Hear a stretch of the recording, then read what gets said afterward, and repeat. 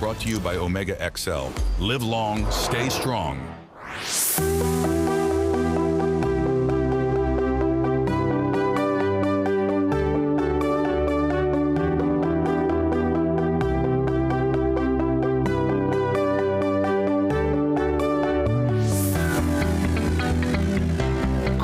Wednesday morning, Trinidad and Tobago, running into your brand new day on this, as mentioned, Wednesday, the 30th day of July, 2025. Let me tell you, July, as of tomorrow, it's officially over. We welcome August on Friday, and of course, we prepare ourselves for a very important holiday on the calendar. Discussions in that regard as we celebrate African Emancipation Day Friday. So we have some conversations in that direction. Also, we get into the labor discussion. The Prime Minister is calling for faith and asking for, well, I got the impression yesterday via her utterance that, she's saying to have faith and, calling on the divine order. She said that, I guess, hold a strain and they'll find ways to keep that particular 10% promise. So we'll get into that discussion later on with Michael Anisset, who will join me on the phone line to give us the latest regarding what's happening behind the scenes and if indeed this 10% is something that we, or at least the public servants, could see and could become a reality. Of course, Jason Williams, that's my name. I'm signing on, and it's time to get the ball rolling on this Wednesday morning. Let's see what's happening via the front page of The Guardian. That's right. Of course, this is not Hyatt. That is the AG's response. AG's response to prisoners and their complaints about conditions at the Tetron barracks. Now, as you know, because of the clear and present danger, the threat to the state, certain high-profile prisoners, and again, this threat is based on intelligence that the AG and others within the top brass of the TTPS and the security apparatus of the country, they will know the intimate details. We don't. They're kind of giving us piece by piece as to what is happening. But nonetheless, they made that decision to call a state of emergency and take certain high-profile personalities, high-profile persons, people of interest, down to Tetron, secure barracks, secure location. That's the army base down in Chagaramas.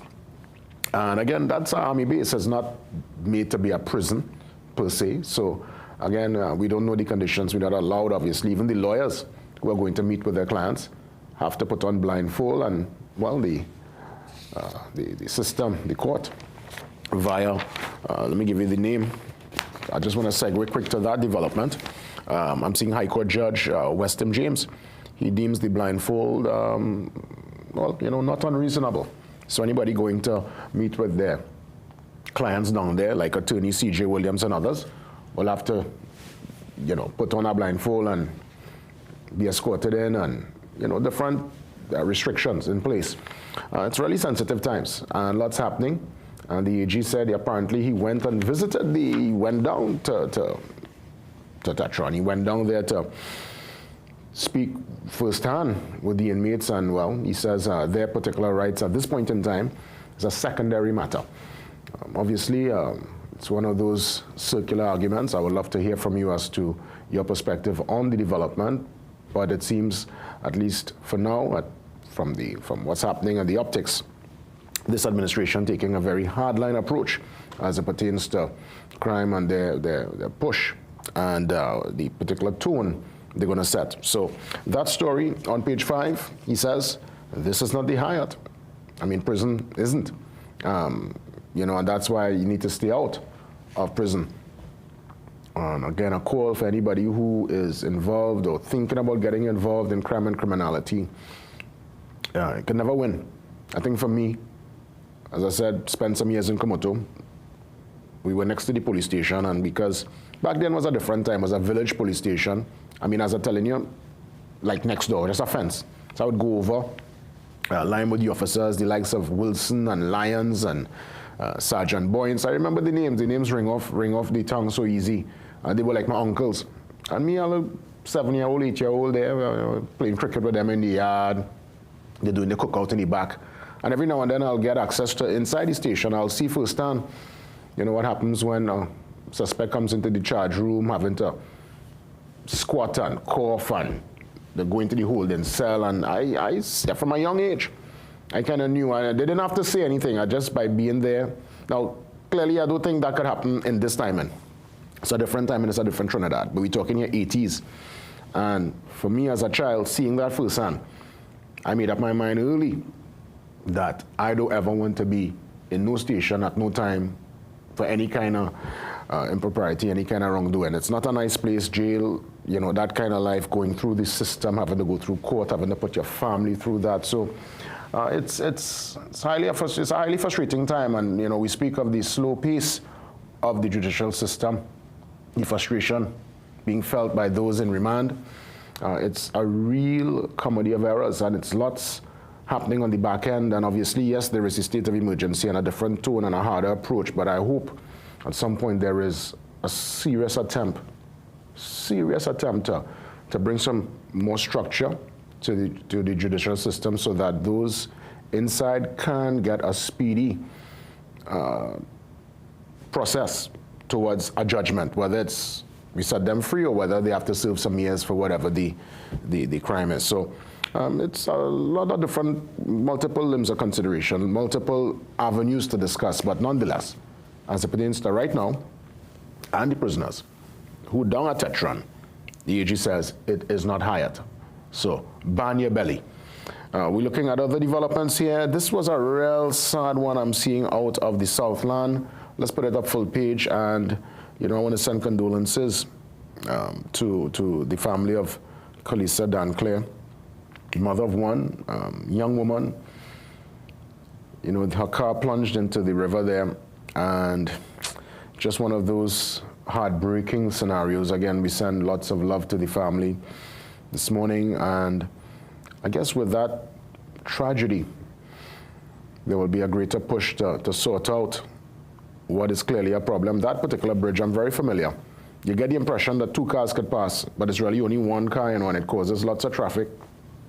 And in this particular case, I mean, we weren't there, we don't know the circumstance and what caused the car to run off the road, but it plunged into the river, and I believe close by there's a kind of bridge that either finished or it looked like it's about to be finished. I don't know what went on, it just kind of had a stall.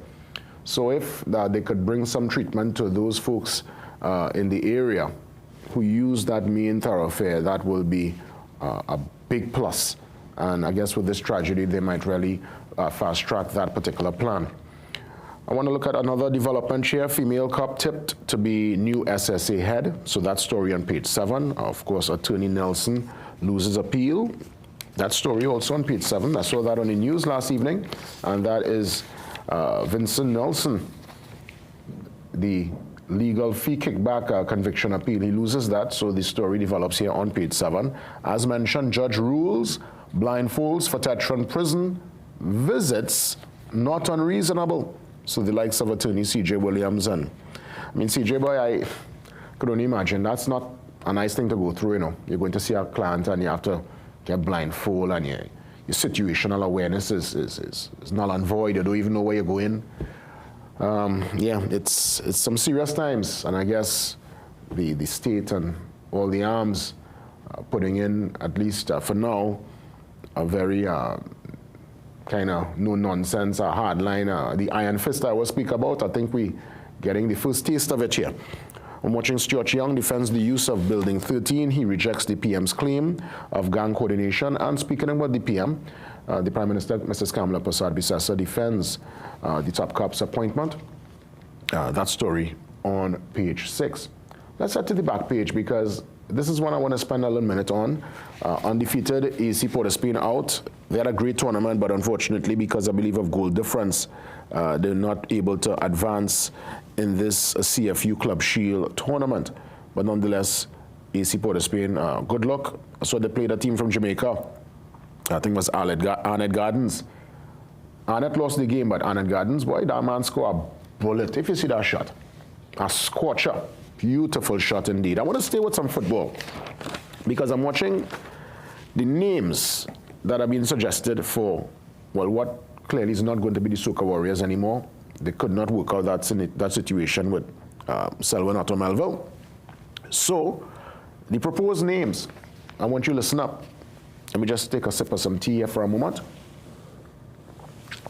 All right, good. Sit down. Hope you're sitting down for this one here. Carnival Kings, Calypso Kings, Calypso Warriors, Soca Kings, Trinbago Vikings. I don't know since when we from Scandinavia.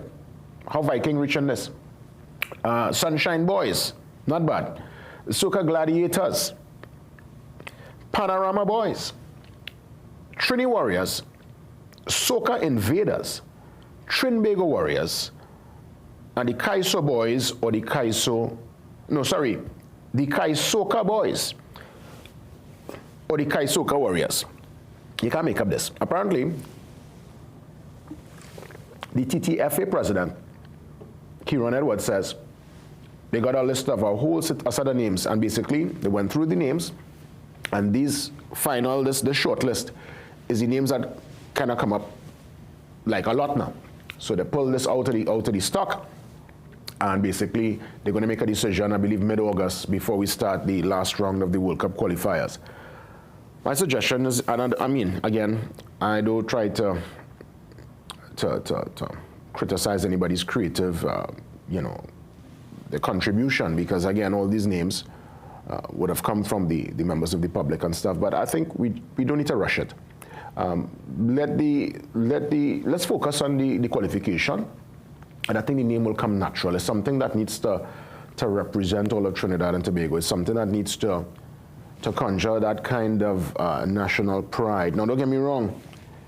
Kaiso, Soca, Carnival, all that, Panorama, all that is part of the fabric of Trinidad and Tobago. But I think we need to find something that could embrace everybody, because we cannot assume. And again, you can't love Kaiso, Soca, Panorama, and Carnival more than me. I love it. I live for it.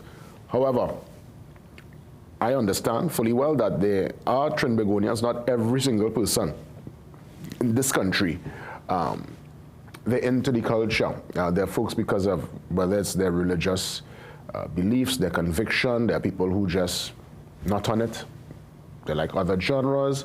I think we need to find something. I was always suggesting something to do with the 868 with our area code, because that can never change. 868 is our code, whether you're calling Trinidad or Tobago, it's an 868 number. So I feel it needs to be something that is nationalistic, something that could be without any kind of, beyond any kind of dispute, any kind of rebuke. You can't tackle it from no angle. I mean, don't get me wrong, the Soca Warriors was nice, but I just find like some of the names, it gives me the impression of almost like a party vibe. And yes, football creates that natural atmosphere and the rhythm and the pulse, and it's something you feel when you go to the games.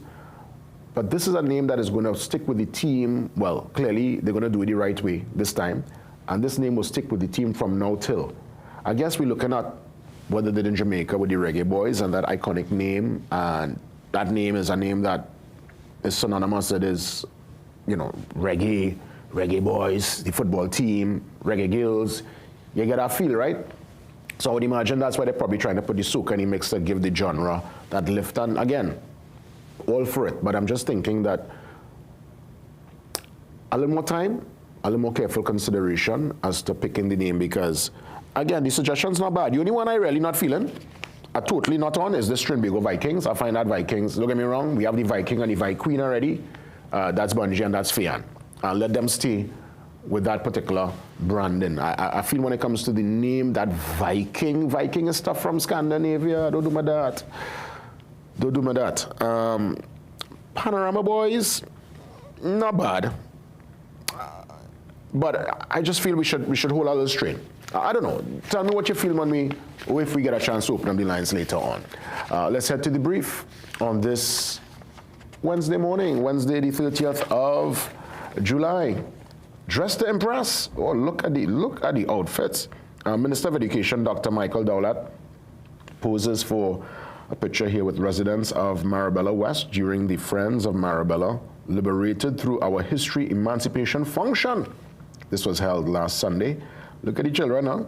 Oh my, beautiful, everybody in the Emancipation garb. And speaking about emancipation, the Emancipation Executive Chair, Zakia Uzuma Wadada, who's a regular guest with us on the program. She rejects the ministry's claim and defends the committee's record. She says, the full transparency, they have all the accounts to show the money would have been spent over the years, because, there is that talk of money and funding and looking to pull somebody funding, and, well, the executive chairman is saying, hey, we have a good thing going here. It's a longer village. They actually run from, I believe, May to August. And that story here on page 3, so check it out. As mentioned, Michael Anisette is going to join me on the phone line to discuss wage negotiations, the 10%, if it's going to take place, what's the conversations happening on the back end. Let's hear from Michael Anisette. He's on the phone, and he's up next.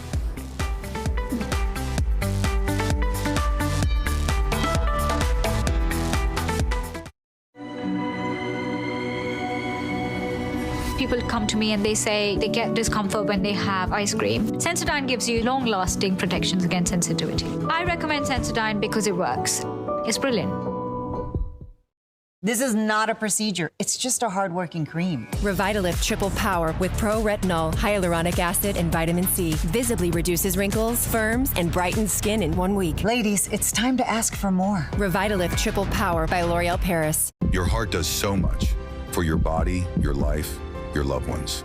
But modern stress, diet, and lifestyle can tip the balance, especially with every passing day. Heart XL delivers high-potency omega-7 palmitoleic acid from sustainable pollock oil to elevate HDL and support a healthy metabolism. Inflammation and low HDL put your heart at risk. Heart XL's omega-7 helps reduce C-reactive protein and support healthy HDL, keeping your heart strong. Heart XL. Nourish your heart. Sustain your life. We are your one-stop, most convenient, most helpful, most caring community pharmacy. Our pharmaceutical services include dispensing medicines, repeat dispensing, clinical governance. But we also have a fully stocked convenience store featuring our refreshment aisle, grocery lane, personal care products, toys, pet supplies. We are most conveniently located out of the traffic, just 2 minutes off the highway in Heartland Plaza, Endeavour, Chaguanas. Contact us on 220-8705 or 470-5938 and visit us soon. Okay, I see you. Okay, let me see you, Cherry Hill. Yeah, now take it back. Let me see you rock off, shake off, shake off. Let me see you rock off, rock off. Let me see you kick right, now kick left, now step forward, now step back. Lucozade, bring the energy.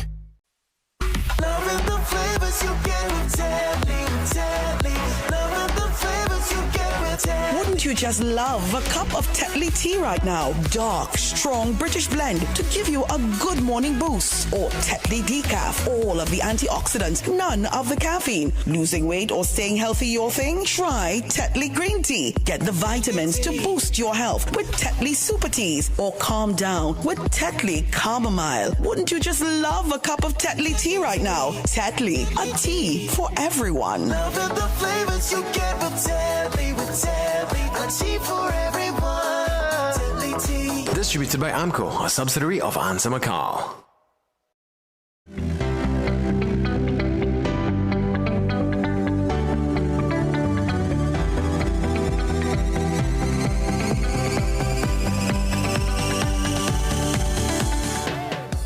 Welcome back. Before we touch base with Michael Anisette, the General Secretary of NATUC, let's give some context. The Prime Minister on Monday, when they went to the Parliament for that special coming together to extend the SOE, was asked directly concerning the wage increase for public servants. And here is a little flavor from that conversation with the Prime Minister from Monday. As you prep for your first full budget, right, can you tell me how you are making funds available for the public servants to get that 10% increase in this fiscal year? No comment at this point. None at all? They're very close to the budget there, sir. It is very close, but you know this 10% and so on and so on and all these are based on negotiations. Have you been invited to negotiations yet? Of course. Is that something you're looking to do in the next fiscal year? No further comment. With the budget approaching, are you all setting aside money for that 10% salary increase that you have promised publicly? God willing, we keep our promises. So in this fiscal year coming? God willing, we will keep our promise. Still working on it. Looking for money. If you have any, give us some. Thank you all. We also heard some perspective, well, you also obviously got some perspective there from the Minister of Finance, the Honorable Tanku.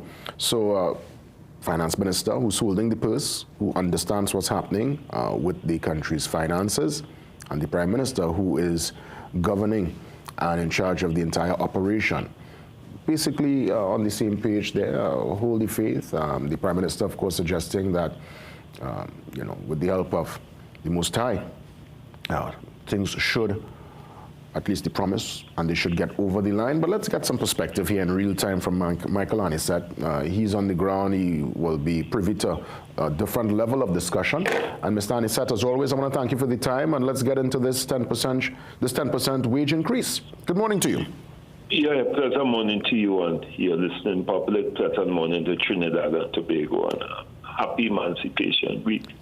Greetings to you. Greetings to you. Did the words of the Finance Minister and the Prime Minister bring any comfort to you on Monday? Well, all right, let me put things in perspective.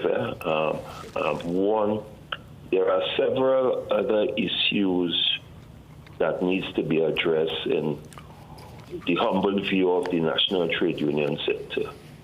There are institutions that are yet to start negotiations. Given the fact that under the Rowdy-led administrations, no directive was given to those particular groups of institutions, the Institute of Marine Affairs and Shakaramas, the development and other institutions. And therefore, we within the National Trade Union Center will want to place that on the table. But more importantly, we believe in the National Trade Union Center that there must be this collaboration, there must be this engagement, there must be an approach with the Trade Union Federation as it relates to the economy and how we work collaboratively to carry the proposal that was made over the line, because I think that is important. There's a lot of expectations from the workforce. There's, I was in the grocery and I was in the market, the cooperative market, and the expressions of people to me seems to suggest that there is this great anticipation and expectation, and therefore we need to satisfy that anticipation and expectation. And indeed, it is justified because remember, this was a campaign promise. But I'm looking at one of your comrades, Oral Saunders, former General Secretary of the PSA. He says, quote, he says, faith is important, but budgets aren't based on belief, they're based on math, end quote. Is the maths mathsing at this point in time? I mean, you will have a bigger and a better understanding. Could we even accommodate this 10% in the current economic climate? No, well, I don't know what the economic climate has to do. What is the economic climate? The cost of living and the purchasing powers of workers' dollars have been depreciating over extended period of time.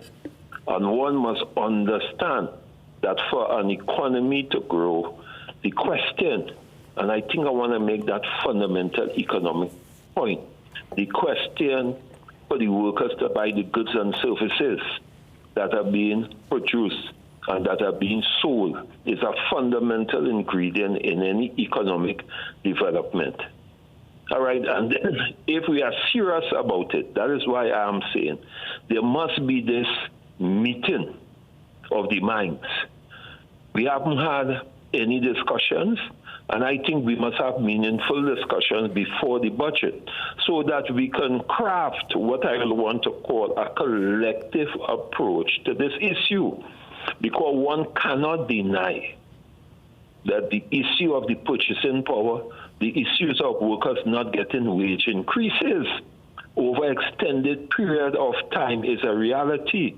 And it is eaten into the question of workers' ability to even buy school books for children. That is a reality. And the question is, do we need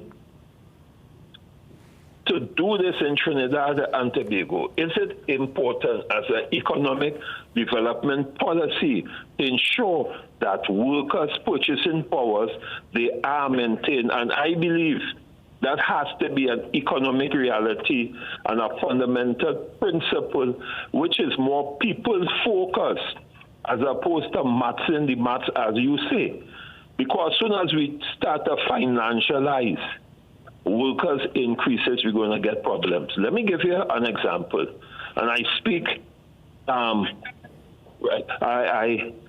speak for the port workers. We have been waiting for the implementation of a 12% wage increase with terms and conditions for a better port, right, which was negotiated under the UNC government. Our minister was, Cadiz was the minister, and that was signed off. And Rowley-led administration came into power, and shelved that totally. All right, and then that is totally wrong. So then we are demanding, and I use the word demanding, that there must be a respect of that collective agreement, a memorandum of agreement that was signed between the union and the Port Authority. Yeah, you're talking about something that was in the. You're talking about something that was signed in the partnership administration. Yes, that's about over 10 years ago. Yes. That's a long time. Yeah. Yes, right. This is what I'm saying. And then Rowley, and you know what is the most fundamental this year? The Rowley administration came into power. And while the Port Authority had the ability to pay the wages, because they generate sufficient monies to pay the wages, which they have been doing, the Rowley-led administration refused to implement that agreement, which operated as a hindrance to the growth of the Port Authority, which interfered with productivity, which had a lot of dissatisfied workers who have been forced to work on 2014 salary in 2025. That is a reality. We cannot build a society with the greatest respect. Yeah. We cannot talk about economic development with the greatest respect.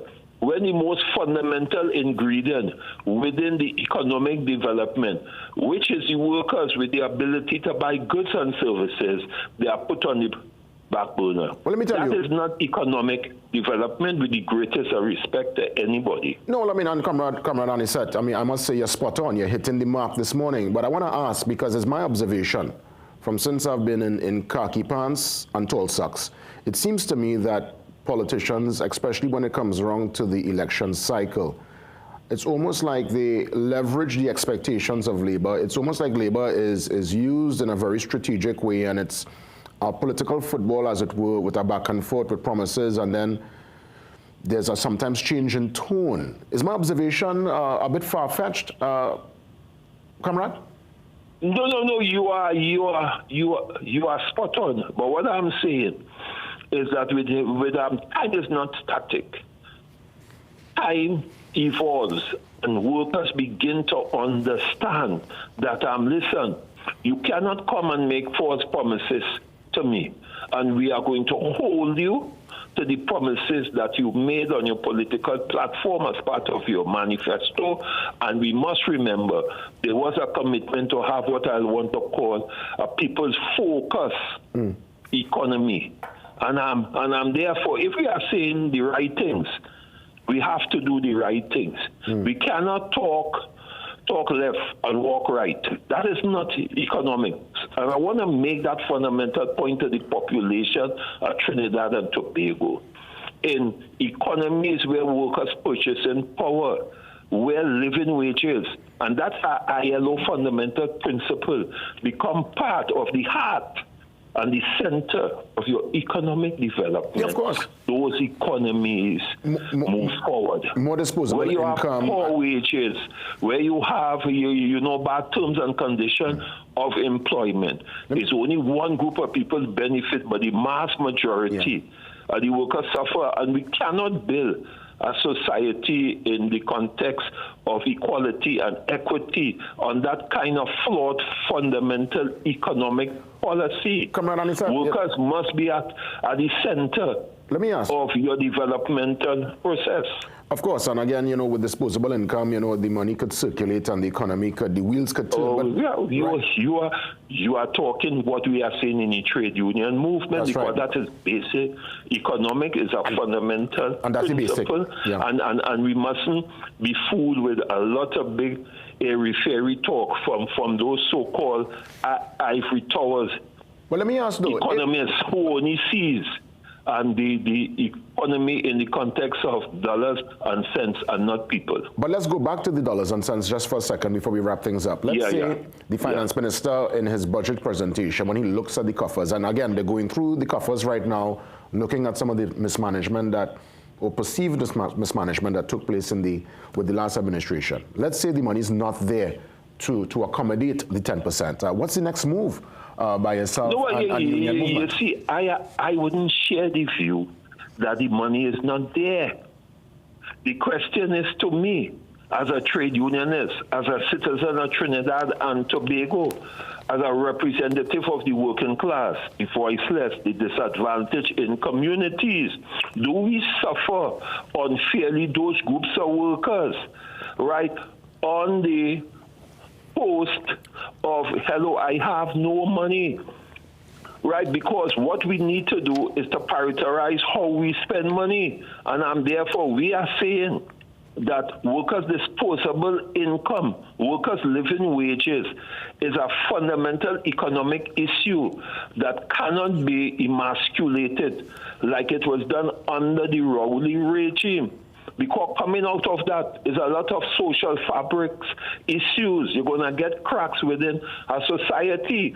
If I cannot buy goods and services, and let me ask the public, and I want to ask the public this, is there any mechanism to control prices in Trinidad and Tobago? No. So how come nobody do talk about that? But when it comes to workers' wages, you're hearing all these economists talking about the coffers, and we don't have the money. And what is the outcome or the outcome of having such an economic policy which has failed since 2008?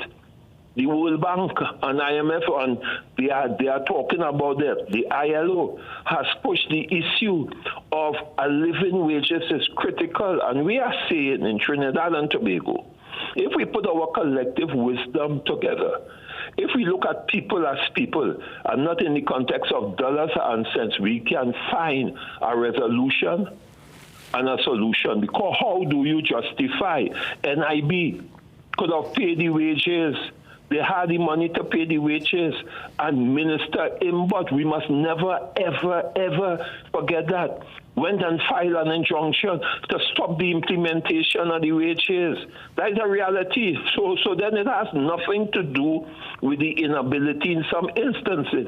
It has to do with an economic policy that was being pushed by the Rowley-led regime. And we are saying workers voted overwhelmingly against that kind of policy. And then therefore, this new government, the UNC-led government, which we supported, must recognize that we have to do a new maths, and we must put workers' living wages as part of the end result of whatever policy that is coming up in the budget. And I'm saying there's no discussions with the union, and I was hoping that we would have had the kinds of discussions now that you are in power. Yes, we had discussion before, so we could sit down and craft an approach that is in the best interest of the people of Trinidad and Tobago eventually. Income inequality, wealth inequality is something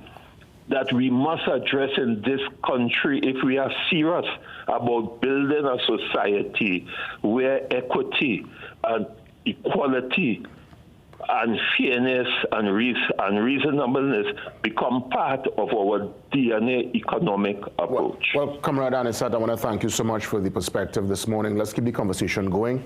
He's a man that speaks always TNT with passion, and he speaks for the voiceless. And of course, we wait, like everyone else, to see what will transpire because with the budget. I am feeling it. All right, as a citizen, as an elder within the trade union movement, for all those workers who are being sent home because of mismanagement and corruption within certain programs, why workers must pay the price for the mismanagement? Let us sit down tripartitely. Yeah. Let us have the social dialogue so that we could find a solution. You know what it is for those most vulnerable people of the society to be out of work for a month, 2 months, or whatever it is, with the inability to feed their children. Some of them are single parents. Well, Mr. Anisat, let me thank you for the perspective. We'll have to stick a pin there for now because we have another conversation ahead, a very important one. We're treating with the whole issue of CDAP and the price increase for pharmaceuticals. Very critical discussion, and we get some perspective after the break. See you soon.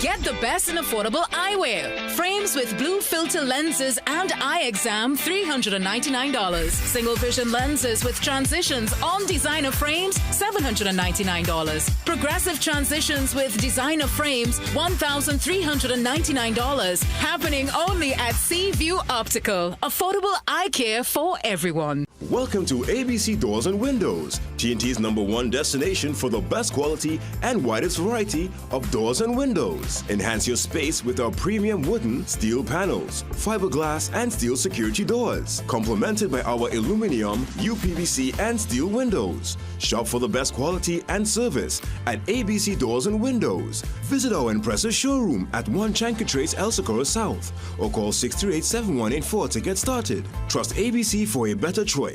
Hey Trinidad, it's CeCe Winans, and I can't wait to be coming your way on July 31st. I'm so excited to worship with you and to lift up the name of Jesus together on the More Than This World Tour. It is going to be a powerful night of worship. You won't want to miss it. Get your tickets now at ccwinans.com. Thunderwal, powering industry, fueling progress. Reliable fuel pumps, meters and nozzles. From dock to deck, marine tools, hoses, PPE and fittings. Hydraulic, automotive and food-grade oils and lubricants. For all your manufacturing needs. Pallet jacks, intrinsically safe tools and more. Browse live stock and prices on our website at www.vanderwalett.com. Visit us today. Cold or flu? Take Panadol multi-symptoms. Relief in minutes. 7 cold and flu symptoms. Panadol. Release starts here. Built to Last has a massive sale on roofing materials, including standing seam. Invest in durable roofing sheets at unbeatable prices. Choose our supply and installation package and enjoy huge savings on your roof. Quality materials, quality prices, quality workmanship. Our name says it all. Built to Last, for roofing that is built to last. We will not be beaten on price. Enjoy free delivery and free roll forming on standing seam and guttering on site. Call us now, 355-7703.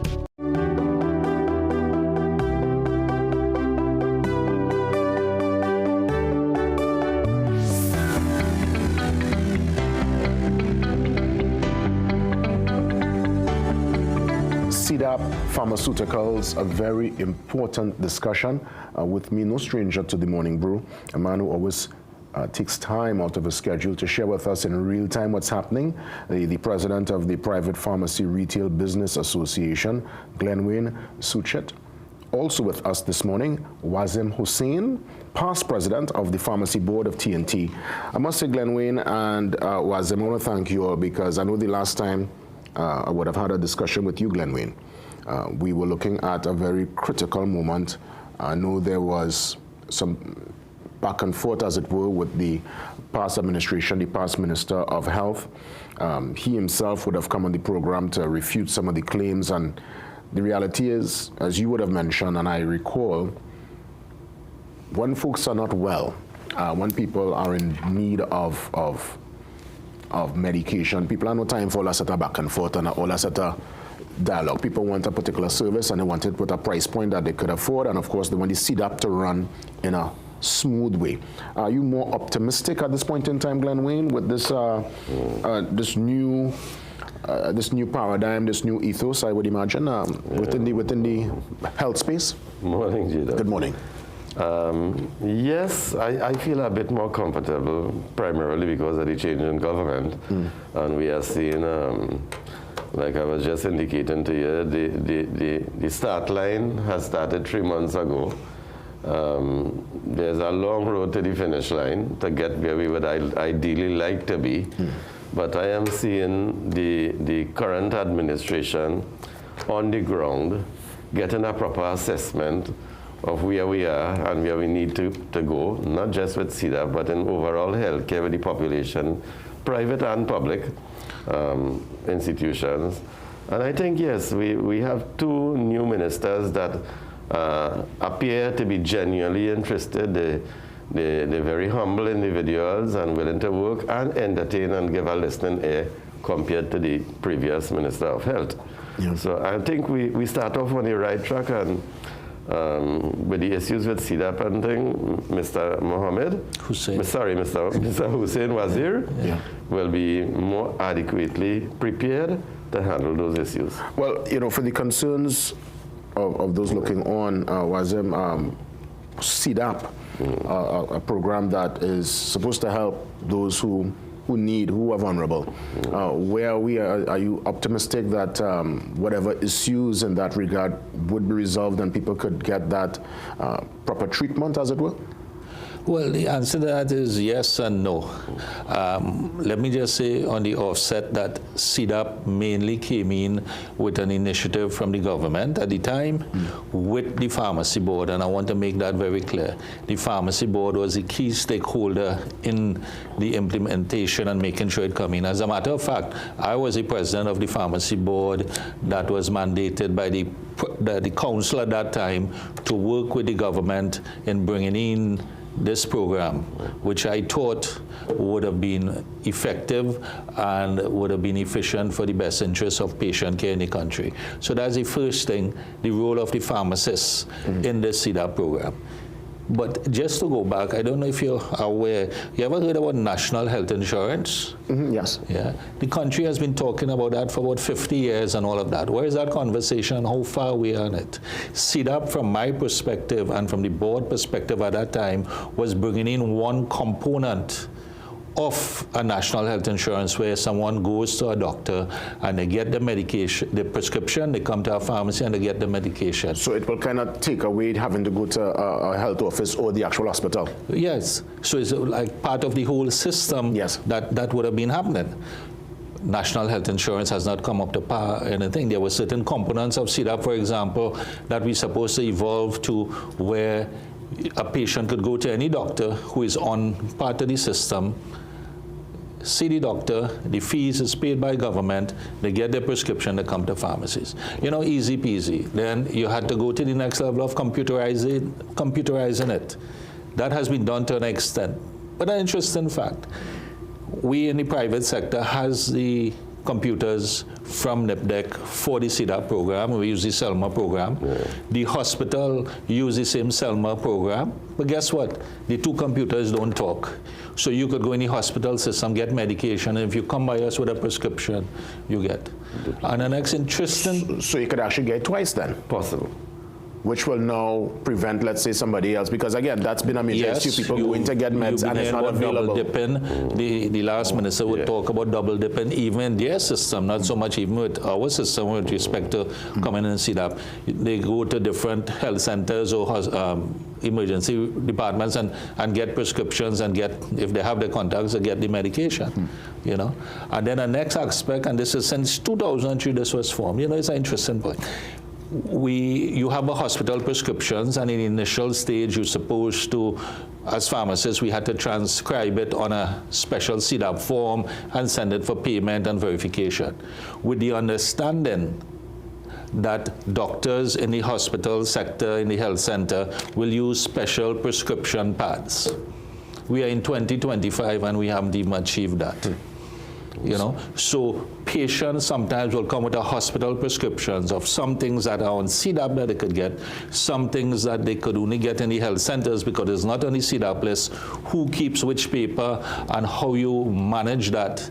You know, it's a difficult scenario when there is simple solutions, but it's not enforced. Sounds like a logistical nightmare you just described. Yeah. Let me bring the conversation, and I'll come back to CDAP in a moment, but I know fair trade is something that is definitely, I know you're very passionate about that, Glenn Wayne. Where are we with that conversation on fair trade and the fact that we want to have equity with pharmacies so that the smaller mamas and papas within the community will have the same drugs and the vitamins that some of the bigger names and the brand names would have? Well, the unfair trade and the monopoly that, in my opinion, exists something is really my current passion. And basically, it is because of it is the largest factor that influencing the survival of pharmacies, but more important, the affordability of patients to be able to purchase medications and survive. You could have the best health system in public or even private practitioners. But if you have a patient, for example, a 40-hour work week at 2050 is about $820. National Insurance has a charge $800. A doctor's visit is $200, $300. One antibiotic like Augmentin is $290. We need options. We need more generics. We need more accessibility to people to be able to afford it. And this is not about pharmacies looking to make more profit. It is the opportunity to make it more affordable, get patients the opportunity, give them the opportunity to be able to purchase the medications that would be of a standard for them to actually help. Now, we have the trading is concerned. Every day we are seeing examples of what distributors do, and I would like to point out this to you, as I just mentioned to Mr. Hussein or to Wazir. There's a product on the market called enterogimina, in a little vial, you know, when you have diarrhea or vomiting, you know, it's commonly prescribed by the doctors or pharmacists can recommend it. You use that twice daily from infants going up to adults. They had no competition to that. Recently, within the last week or two, a product came out which has been manufactured for a specific distributor in Trinidad under their own brand and name. This product came onto the market and introduced yesterday to me, and it is retailing at a box for $75 TT for 10 vials. Brand name generic, manufactured in India. Product looks excellent, well packaged, reputable company. That probably cost, in my opinion, $150 US, which is about $10-15 TT landed here. The brand name product is just over $100 for the box of 10. This product now being introduced at $75. Why?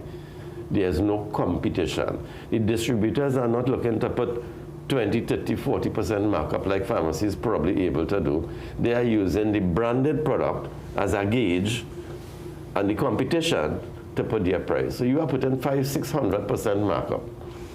Another example, just to demonstrate this, a new generic brand of something called Xarelto came out on the market recently. Aventa dropped their price by 25% on all the different SKUs last week. So if you drop by 25% and still have a big markup, how much markup you're really making in the first instance?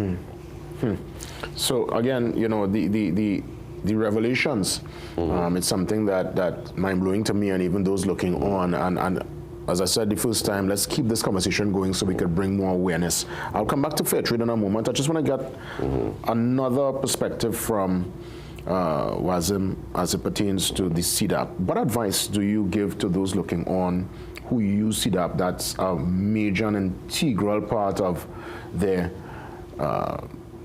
treatment regimen. They're trying to keep themselves pain-free and you know, within that particular framework of getting themselves better or just maintaining that threshold of pain. What's your advice to those looking on this morning?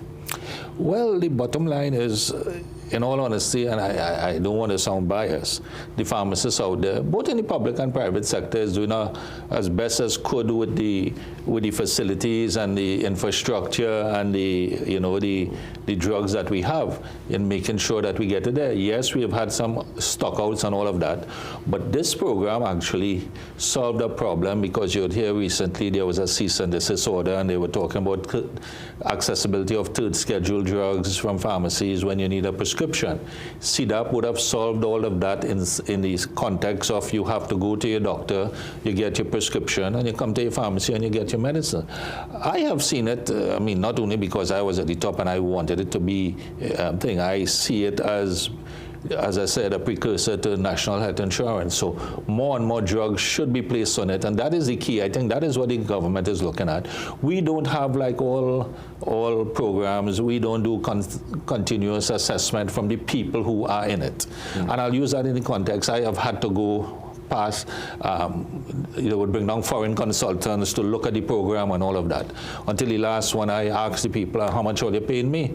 And they say, well, they're not paying. I said, well, okay, because you wanted information on the program. And the bottom line, I said, are you all getting paid to assess this? Yes. You all willing to pay me for the information? No, and I walked out the meeting. Because at the end of the day, the people who are in the process, the people who know what has to happen, you're not consulted, and that has been, the thing. But in all honesty, it's a good program. It needs to be expanded with the type of drugs. The list has been stuck where it was since 2003. We probably assessed it or changed and put on about 3 things on it. So yes, there is need for changing that, and that will help the patient. Mazim, I want to thank you for your perspective. I'll give you a chance to put a closing statement in, Glenwayne. Well, to add to what Wazir said there, and the minister has instructed and started a comprehensive review of the CDAP program. And I hope that they take note that we probably have about 250 pharmacies nationwide doing CDAP, which, in my opinion, is adequate. It is adequate to sufficiently supply. Sometimes in one short stretch, you have 10 pharmacies and all 10 doing things. CDAP program is a program that was initially designed to be zoned nationwide in key outlets, key locations, to serve the population of the country in its entirety. So we don't need to have all these OTC establishments with license to sell certain things with certain drugs. And we have pharmacies now, 500 spread throughout the country. Pharmaceuticals are available nationwide through the retail sector and easily accessible. So the review of the CDAP program should not necessarily entail, and some pharmacies may not like me saying this, but I am here to be objective, we don't necessarily have to get 100 more pharmacies doing CDAP. What we need is to take what we have, streamline it, get it better equipped, strengthen it, eliminate the drugs and products that are not of great value in terms of the number of patients, and add on what patients want more. So we need to have a little restructuring, and I would hope that the Ministry of Health take into consideration having the retail chamber and the pharmacy board as part of the consultation and talks to get there. Indeed. Deep perspective here on the Morning Brew as it pertains to pharmaceuticals, fair trade, CDAP, and we'll keep that conversation going in the weeks and months ahead. We get ready for the 7 a.m. news update next. See you soon.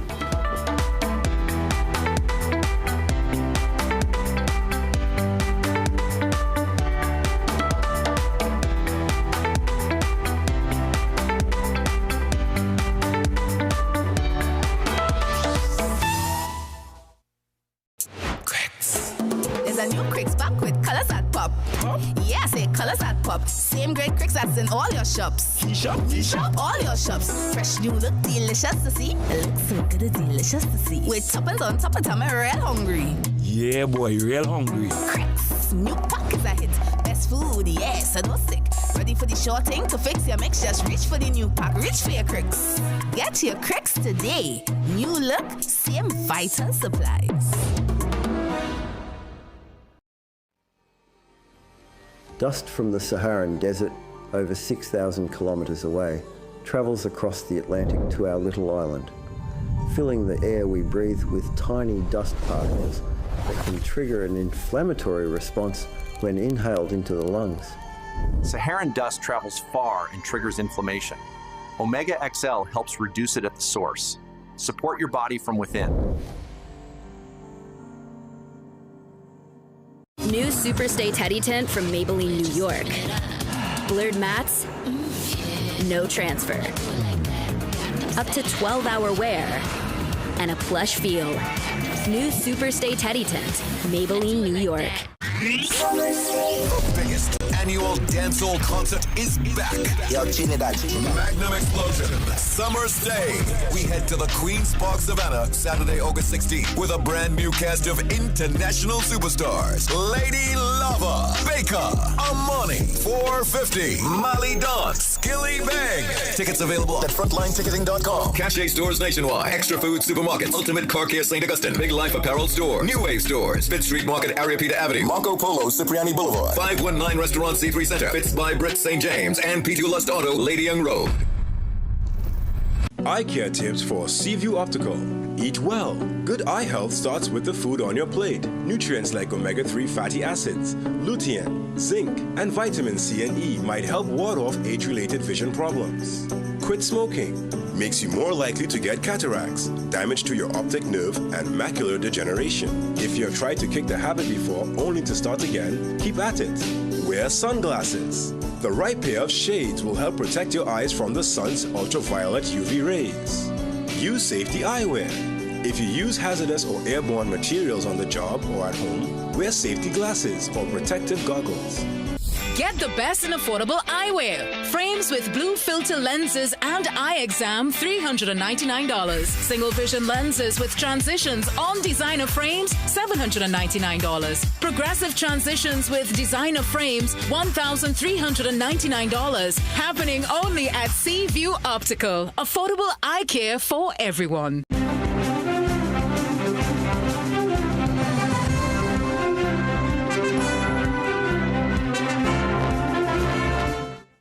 Good morning. I'm Jensen Levin with headline news on CNC3 and the TBC radio network. Retired Coast Guard Lieutenant Commander Norman Dindial said, while military facilities like Tetron Barracks are secure, they are not entirely impenetrable, especially given the capabilities of modern-day technology. The use of drones by criminals monitoring law enforcement and plotting activities has added a new dimension of concern for national security. During his contribution in Parliament on Monday, Attorney General John Jeremy reported that 2 drones infiltrated Tetron Barracks where several high-risk prisoners are being held. And while some argue that the comments by Jeremy are far-fetched, Dindial says it is possible. So it is plausible that a civilian-type drone with those sorts of imagery can be deployed from outside Chagaramas or just outside the gate where the Copacabana structure is there, or it could be deployed from sea or one of the islands close by. National security sources say the drones intercepted by the Defense Force were allegedly being used to map an escape route for prisoners now incarcerated in Chagaramas. Speaking under the condition of anonymity, sources say one of the 5 men now housed at Tetron is allegedly desperate to get out of prison. The source adds that prior to his escape plot, the inmate was planning on murdering a High Court judge and an attorney in the hope of having his case aborted. National security sources did not want to speak more on the matter when pressed by CNC3 News. Calls and messages to Attorney General John Jeremy went unanswered as we sought details on his claims that the drones were intercepted and whether authorities were able to trace them to its owner. Attorney Kristen Williams has lost a legal challenge in which he sought to block the use of eye coverings while lawyers visit clients at Tetron Barracks. Justice Westman James ruled that in light of national security concerns, requiring attorneys to wear eye covering while being escorted to the meeting room was not unreasonable. Williams argued that the practice was unconstitutional and amounted to intimidation, especially after he was told to blindfold himself to see his client Earl Richards, who is being held under the state of emergency regulations at the military base in Chagaramas. Williams said masked officers would have been present in the room and warned him against subliminal messaging. The Attorney General's team, led by Senior Counsel Anand Ramlogan, submitted that the restriction was necessary, citing drone surveillance threats and security breaches at the maximum security prison. Those were your 7 a.m. news headlines. We'll have another news update at 8 a.m. on the TBC Radio Network.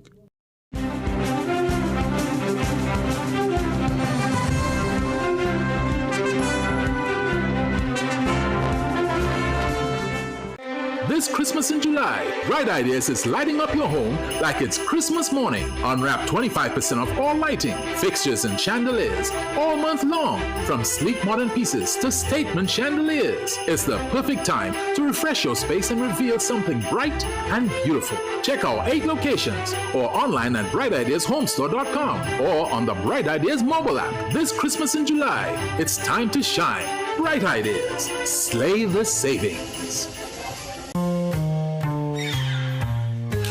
Things don't always go as expected. Be ready with Trinry for auto, home, business and group life. Call us at 800 Trin or visit trinry.com today. Huge insurance premium. Pay your premiums bit by bit with FlexiPay from Trinry. For more manageable auto, home and commercial insurance payments, call us at 800 Trin or visit trinry.com today. Trinry, premier insurance coverage for less. People come to me and they say they get discomfort when they have ice cream. Sensodyne gives you long-lasting protections against sensitivity. I recommend Sensodyne because it works. It's brilliant. Visit Tire Clinic Marketing, New Truck and OTR Tire Service Center at number 30 and 32 Montrose Main Road, Chaguanas. Call today at 665-8973 or 672-3419. Alignment services available. Tire Clinic Marketing, Truck and OTR Service Center. A tire for every need. Gaming Express Limited is a premium importer and retailer of the highest quality brand name electronics. We stock the widest range of PlayStation, Nintendo Switch, Samsung and Apple devices and accessories. Visit us at Shop 52, Level 2, Gulf City Mall in San Fernando, or contact us by phone or WhatsApp message at 687-7480 or 301-9797 or 798-1280. Like our Facebook and Instagram pages for updates on products and services. Feeling off balance? Your body might be missing AMPK. It's your natural reset, regulating how your body stores fat and processes sugar. Berberine Plus activates AMPK, helping your cells use energy better, reduce fat, and keep sugar levels in check. Berberine Plus, now at Pennywise and leading pharmacies nationwide.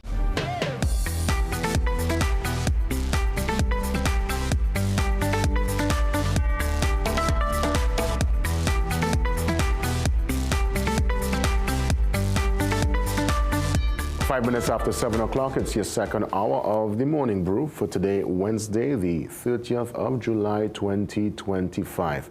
Let's check in with Omega XL up next. Health tip for today. The Daily Health Tip brought to you by Omega XL, where health is wealth. For millions of people living with asthma, even something as simple as going for a jog can become a struggle.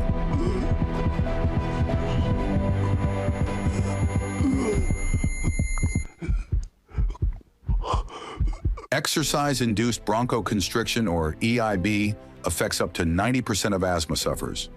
It's a condition where physical activity causes the airways to narrow, making it hard to breathe and even harder to enjoy life.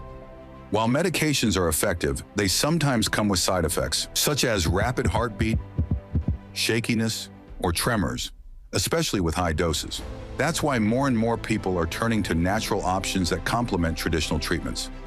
Omega XL is a powerful natural supplement rich in omega-3 fatty acids, the kind that reduce inflammation, support lung function, and help you breathe easier. Backed by science, Omega XL's unique formula helps to reduce airway inflammation, improve breathing after exercise, lower reliance on asthma medication, and decrease the substances that make breathing harder. The truth is, our modern diets are overloaded with omega-6 fats, which can fuel inflammation.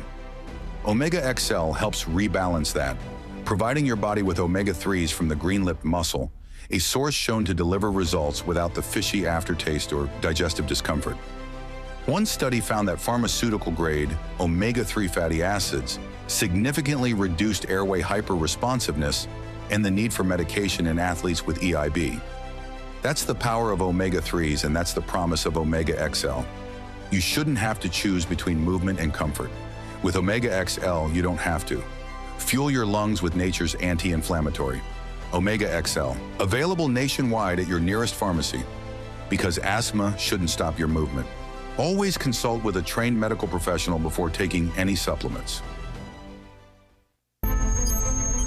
The Daily Health Tip, brought to you by Omega XL, where health is wealth.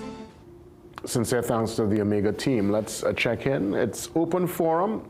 A chance for you to get into the program, 624-8721 and 627-8658. Let me go back to the sport page and mention some of the names being suggested for our team. I know everyone will come with their particular perspective, but I want, if we could probably get a suggestion in this morning, because again, it's a critical time. It seems like the president of TTFA, they want to make this decision very soon.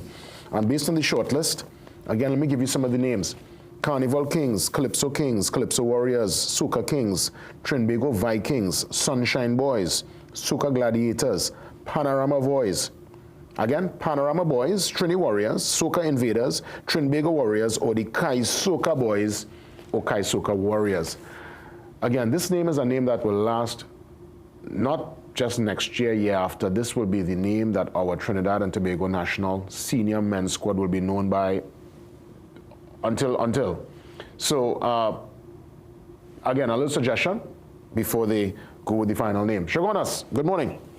Good morning, GW. How are you doing? All is well. Morning. I want to ask you something, right? Where is Maximus Dan these days? Maximus around, he will, he's still gigging. I'm not too sure in terms of his daily runnings, but I saw him recently. I saw him for Carnival. He's all right. No. I mean, did you open your foundation and that fought for artists represent talent? For artists? Represent talent. I remember Maximus Dan was going to open a foundation for the artists, because he was always for the artists. Yeah, but that's not really the best acronym. That would make no sense to name something. And then he wanted to open a political party called PUM, People's United Movement. Now this man on jokes, this man. You you don't remember those skits? Well, I remember. I mean, that was from back in the Wayward Wednesday days. Yeah. A matter of fact, I'll tell you this, caller. Making those jokes, actually, Maximus and myself, we were at odds for a couple of years after that. He did a tremendous horrors, You serious? Yeah, I've been real. And after we were, years passed and we were to kind of heal. But he didn't take lightly to those jokes at all. Yeah. But let me ask you, really quick, what's a good name you feel for the Trinidad and Tobago senior men's team? I was thinking the Trinbago Warriors. The Trinbago Warriors? Yeah. All right, let me put a little nudge by that there. Cool. All right, man. So I just want to say that I'm enjoying your show and keep up the great work. Thanks a lot, Shagonas. All the best, man. Man brought back some old school. There was some skits I did back in the day with Maximus or on Maximus. But we cool, man. He's a good one, man. That's one of our heroes. Good morning. Good morning, sir. Morning. Is Faizo? Yes, my brother. Faizo, what are you saying, man? Talk to me. All right. So I want to clear up a little issue that we were discussing yesterday. Mm-hmm. When you told me that I would have mentioned Uncle Lee Singh. Mm-hmm. Okay. So at that time, what I was referring to, Mr. Lee Singh was chairman of the NLCB. I remember those days, yes. National Lotteries Control Board. And that was the tip with himself and Devan. Mm-hmm. The other thing I want to say is that when the UNC got into power first, Jason, there was a strong effort to move away from the moorings that it was built on by the Basil Pandey all-inclusive. Mm-hmm. There were certain elements in the new UNC under Kamla Prasad between 2010 to 2015 to Indianize the party. Mm-hmm. You understand what I'm saying? Yeah, listening. There was, and Devan Mirage was part of that together with Sat Mirage and company. It failed miserably. This time around, the Honorable Prime Minister would have learned from her mistake between 10 and 15. We remember when she got rid of Mr. Jack Warner and the advice to these people. Yes? So now they will find it difficult to deal with her because she would have learned her mistake and gone back to the base of the UNC that Mr. Pandey created of inclusivity. Yeah. You follow my brother? Yeah, yeah. So there will always be a bitter taste in them fellas' mouth. They wanted to move away from unity and create their own little space. Yes? I hear you, Faisal, loud and clear, man. We will not tolerate that. We will not tolerate that at all. Trinidad and Tobago deserves better than people like himself and Mr. Rambachan and company. Poor Mr. Jack Warner would have paid a heavy price with them fellas and them as advising the former UNC Prime Minister, Mr. Kamla Prasad Bisesa. All the best, Faisal. Thanks as always. Good morning. Hello? Good morning. Welcome. Hello. Good morning. Morning. Yes, good morning, Jason. Good morning. I'm listening. Go ahead. Right. I am suggesting a name for the football team. Football team. Let me hear it. I'm saying Pantrillas. Pantrillas. What name? Pantrillas. That's not. Pan. P-A-N. Pan? Pan. Yeah. Trillers. The Trillers. Okay. All right, all right. Trillers.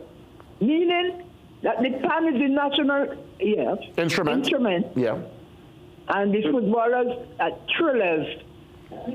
Pan-trillers, all right. I mean, pan-trillers, it had a roll off the tongue too, but that's a suggestion. I mean, the only thing that represents the pan inside here, I'm seeing the Panorama Boys. Yeah. I don't know how I feel about that.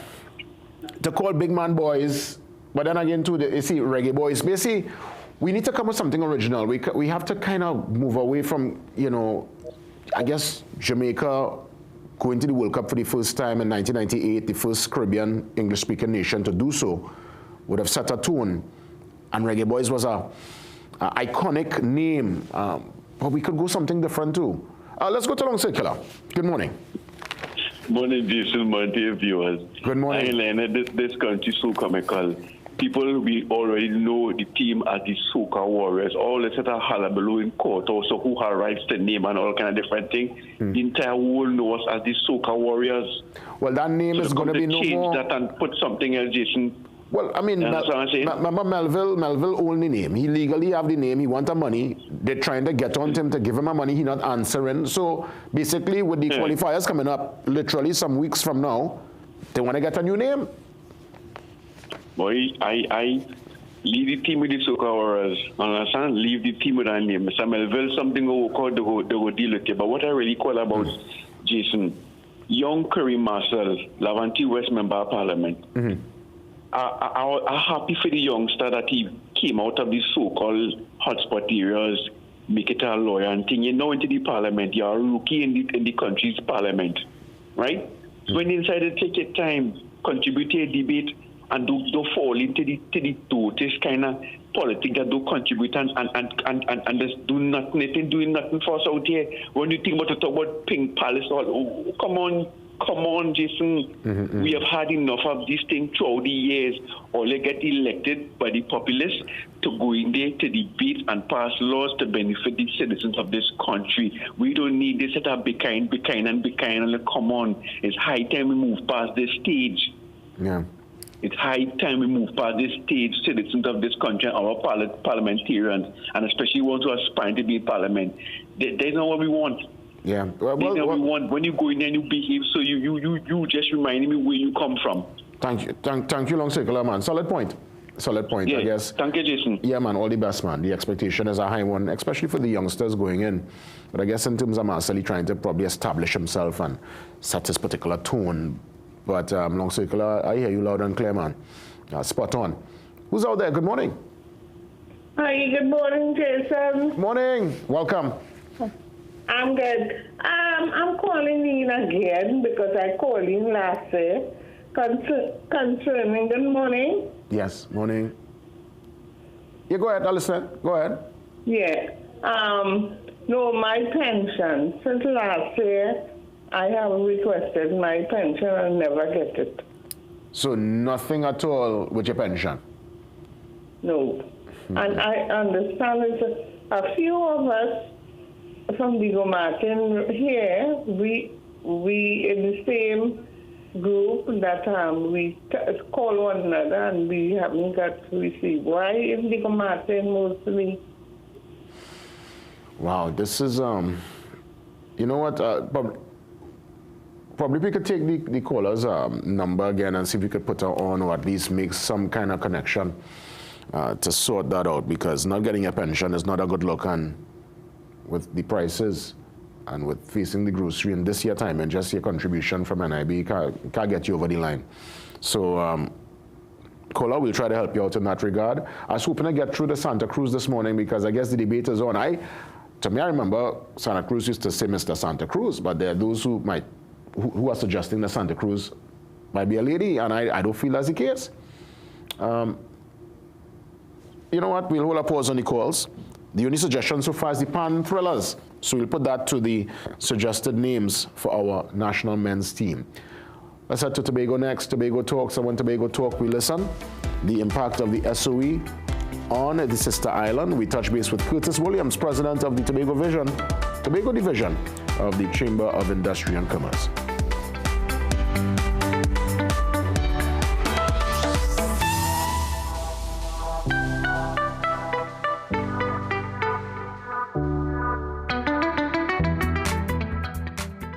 So I hear Beta Homes has the best kitchens. You heard right. We have Shaker style, modern Euro, and hardwood.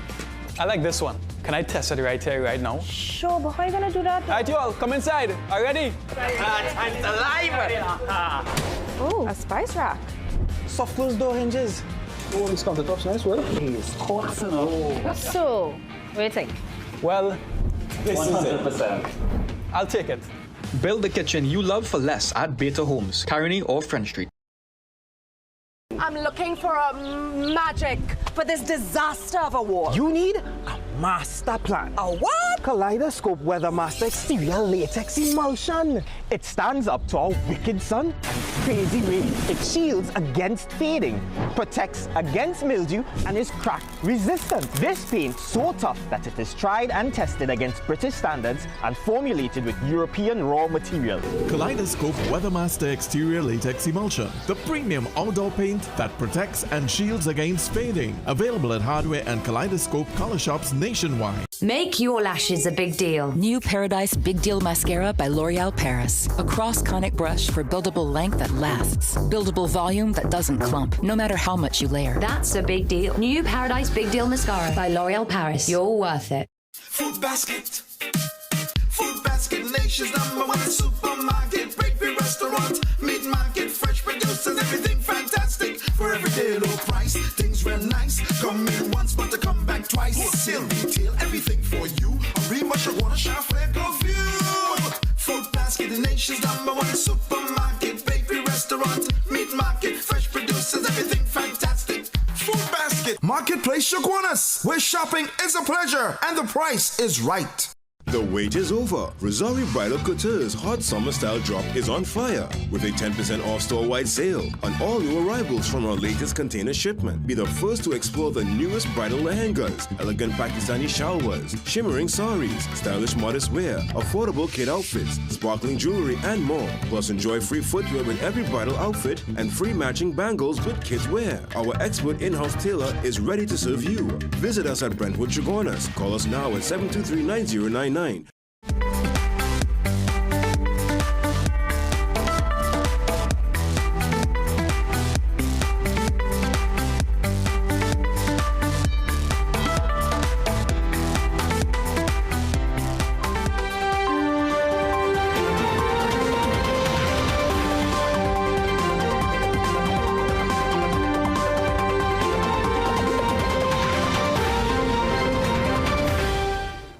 This and every Wednesday, Tobago Talks, and when Tobago Talk, we listen. Curtis Williams joins me on the Zoom line. He is the president of the Chamber of Industry and Commerce, the Tobago division, and always a pleasure to have you on the program, Mr. Williams. Thanks for the time. Yes, good morning, Jason, to your viewers and listeners. It's a pleasure being here. I'm looking at the developments with the SOE in Tobago. I recognize the Chief Secretary is more leaning towards this particular state of emergency. I recognize when it was called a couple months ago under different administration, he was not really in compliance with it, but there's a change in tone. Is that change of tone also reflected with the population there in Tobago? A little more accepting of this SOE? Yeah, definitely, Jason. The business community, even the residents of the island, the tone is much different. We see the patrols, even the stop and searches are done a bit more intelligent driven. It's not just having a stop and search and inconvenient. They're monitoring public from getting to work and home, etc. It's more intelligent driven, and we must say kudos to the team in Tobago, Mr. Eli and his team, for taking those things into consideration. But a lot of folks is saying that they're not seeing all the big roadblocks and all that, and I said, yeah, there was no need for such. And all these roadblocks and all these searches will be all intelligent driven.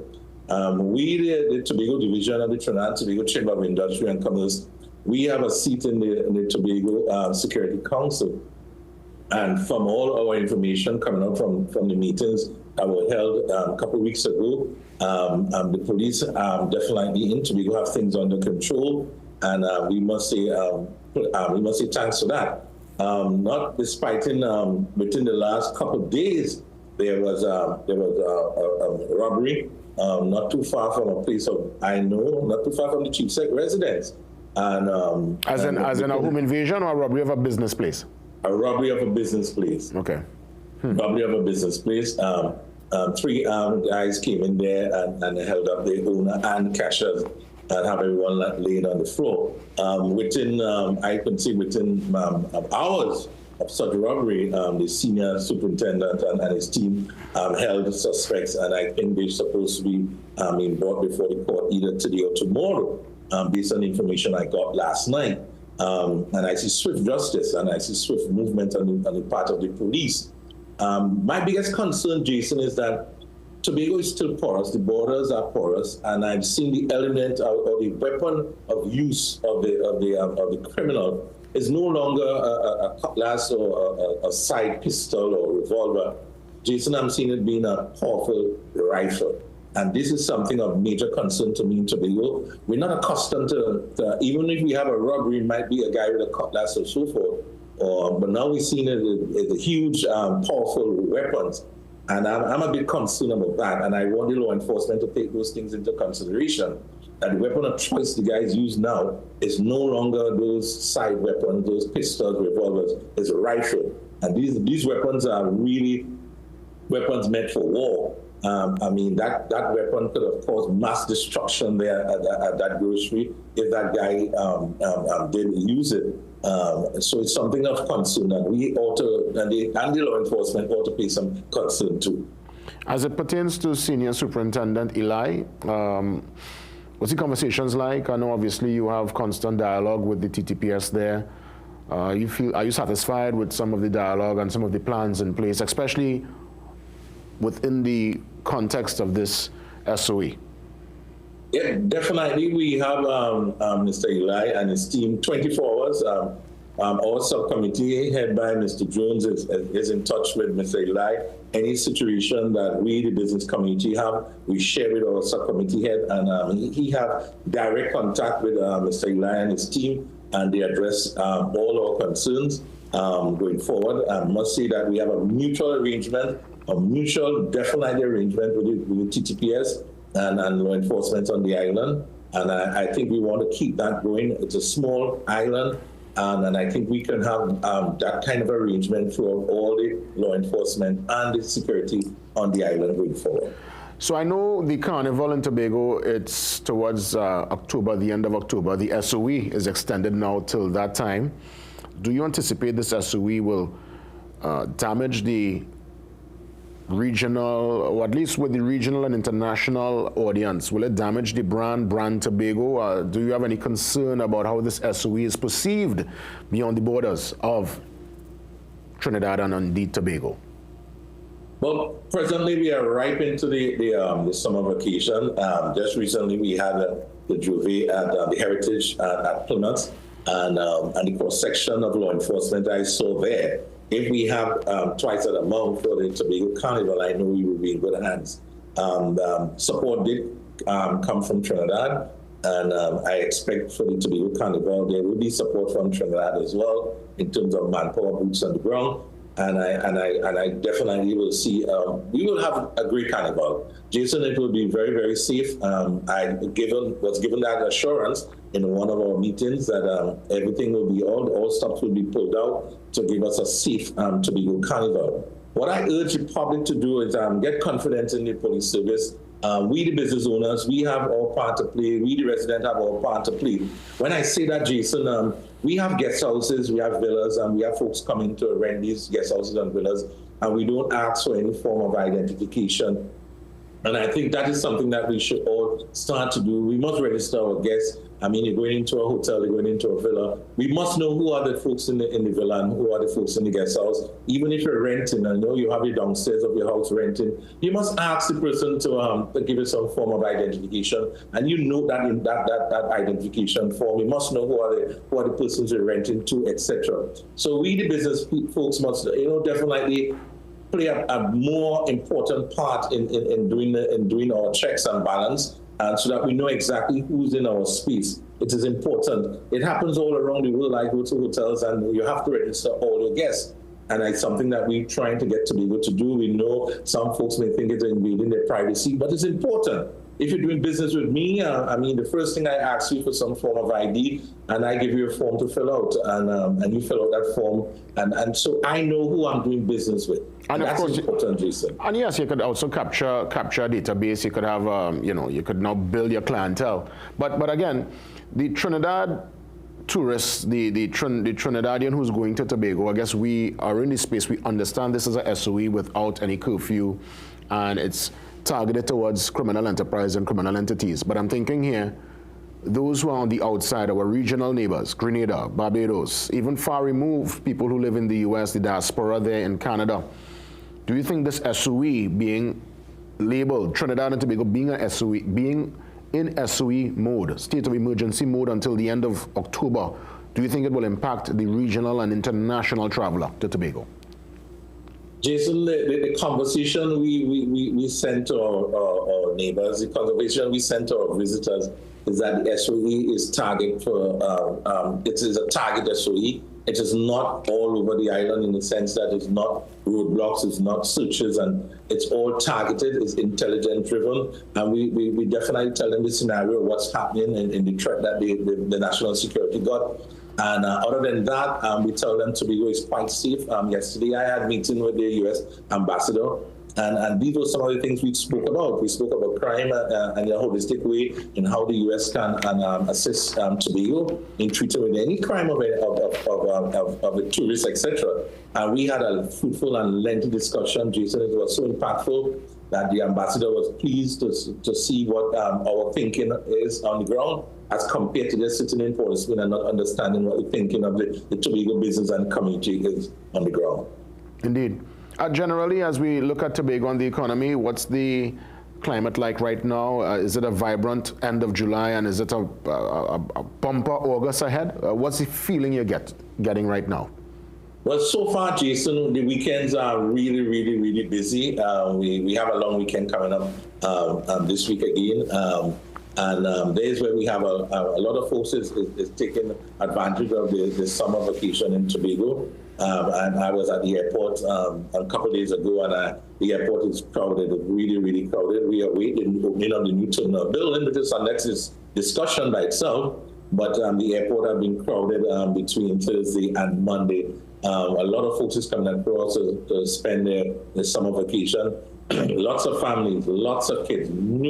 Jason, a lot of kids, lots of family, and we know those are our local tourists or domestic tourists or friends coming across from Trinidad and spending the time here. We have some international guests coming in, as well. I monitor some of the international airlines, and I see there's a bit of guests, tourists, international coming across as well. So right now it's coming to the idea where it will become a peak, but it's busy mostly on weekends now.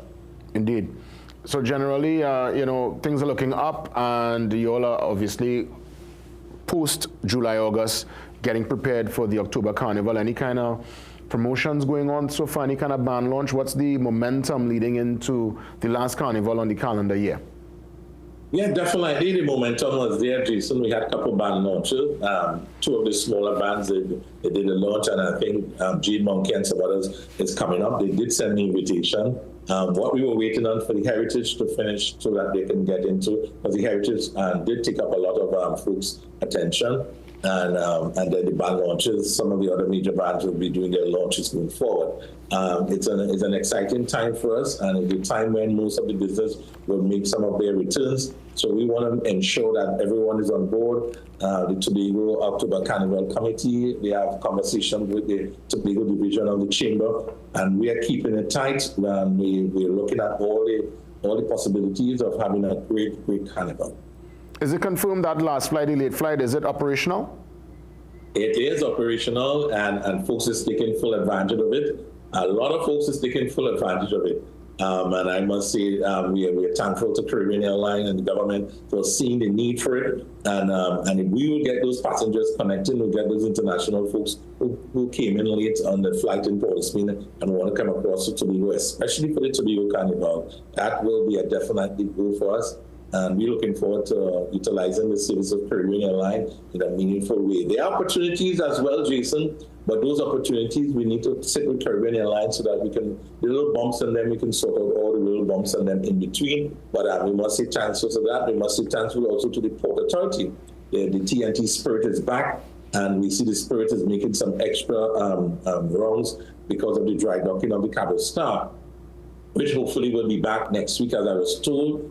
So far, there was not much of a breakaway or any fallout of the business coming to in terms of getting goods to Tobago. What we have was a bit of inconvenience, but that probably is saying that if you go on Monday, they may tell you that the only available is Wednesday or Friday, as the case may be. But that's okay. So far, nothing went scarce in Tobago. Everything was good. I think the Port Authority need to get a pat on the shoulder for doing a tremendous job so far. Curtis, of course, I'll give you a chance, President Williams, to just put your closing remarks in as we wrap things up for this week's Tobago Talks.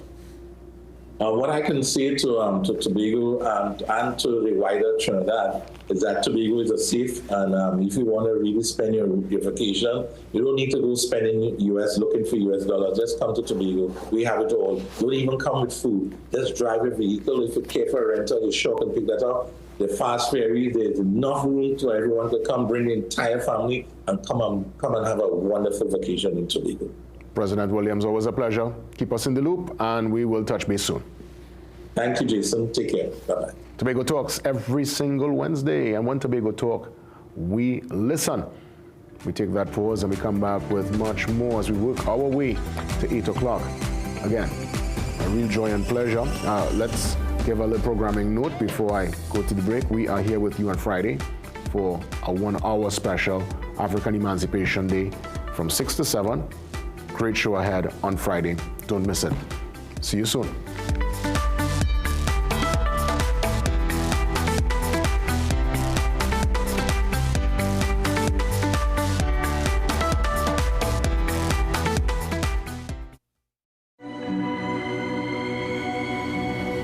People come to me and they say they get discomfort when they have ice cream. Sensodyne gives you long-lasting protections against sensitivity. I recommend Sensodyne because it works.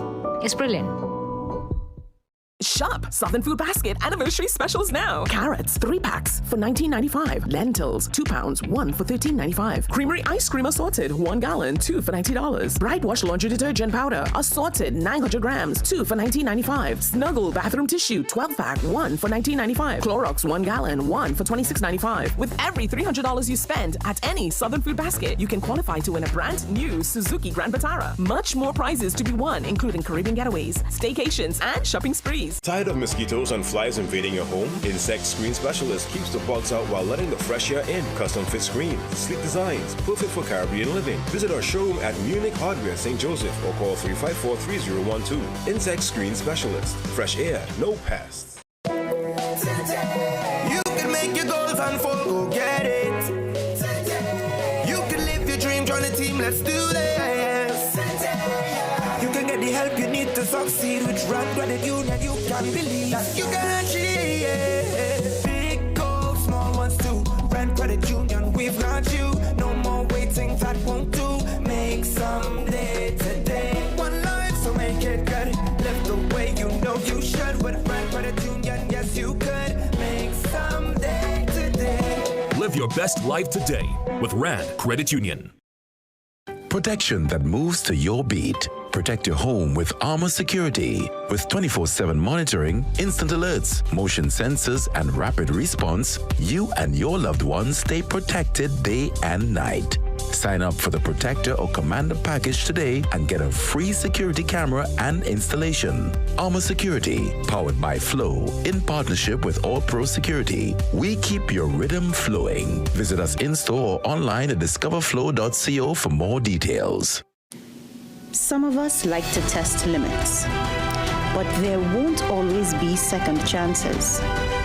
Obey the speed limits.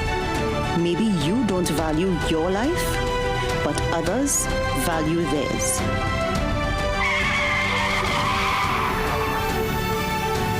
A message from the TTPS.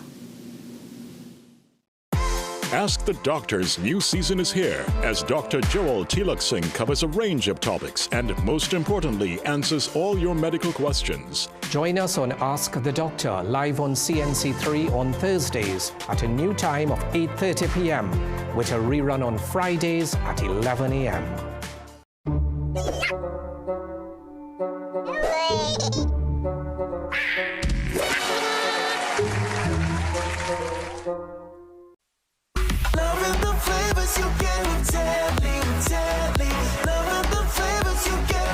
Wouldn't you just love a cup of Tetley tea right now? Dark, strong British blend to give you a good morning boost. Or Tetley decaf, all of the antioxidants, none of the caffeine. Losing weight or staying healthy your thing? Try Tetley green tea. Get the vitamins to boost your health with Tetley super teas. Or calm down with Tetley chamomile. Wouldn't you just love a cup of Tetley tea right now? Tetley, a tea for everyone. Love the flavors you get with Tetley, a tea for everyone. Tetley tea. Distributed by AMCO, a subsidiary of Ansa McCall.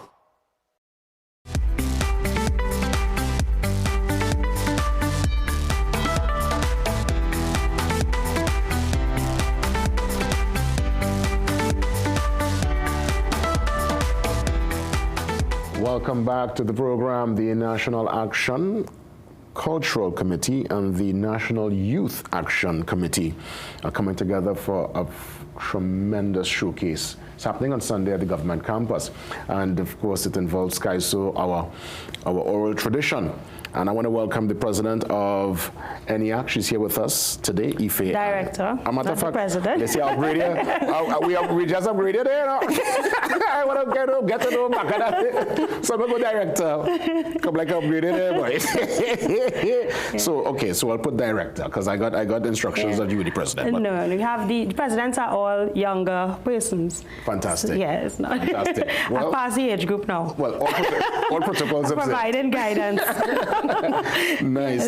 So Ife, great to see you. And again, it's a pleasure to have Nefta with us. Nefta gave us a fantastic performance last Friday. Yes. Yes. Right. So we're looking at not only the competition, but also a grand celebration. 50 years in anything. Years. It's a milestone. Yes. Congratulations. Correct. Thank you. Fantastic. Happy to be a part of it. Definitely. So I would imagine Sunday is the culmination. You would have had, obviously, I'm sure, a couple of different things leading up. Yes. So we've had our auditions that went through already. We have our 20 finalists, 10 within the 17 and under category, and 10 within the 18 to 35 category.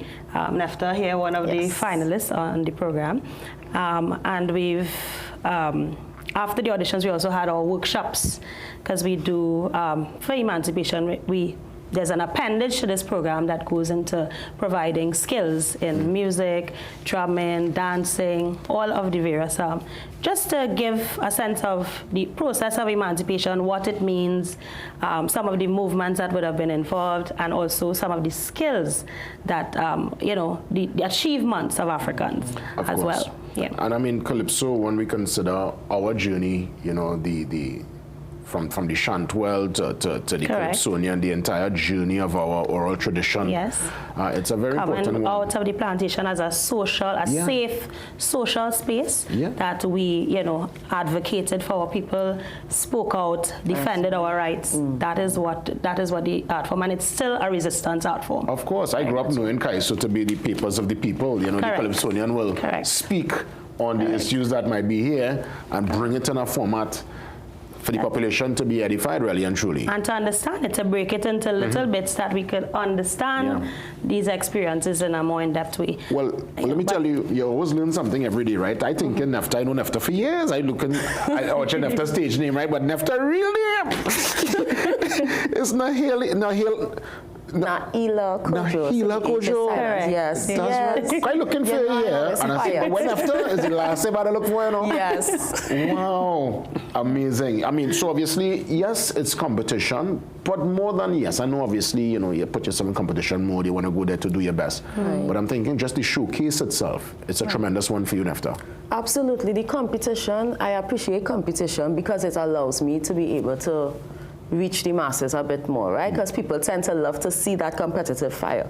But for me, it's always about the art form itself. I love Calypso. For who know me, I love our culture. So once I get that opportunity to say something on behalf of the people, remind us of something that we need to be reminded about, I'm there. That's right. And without our sponsors, we would not be able to provide such an opportunity for so many voices. So who are the stakeholders? So we have First Citizens as our main sponsor, and we also have the Ministry of Culture and the Arts. So we have, First Citizens have been with us for a very long time, so we're also celebrating that relationship that continues to blossom, and they pay particular attention to the developmental areas, which is the workshop.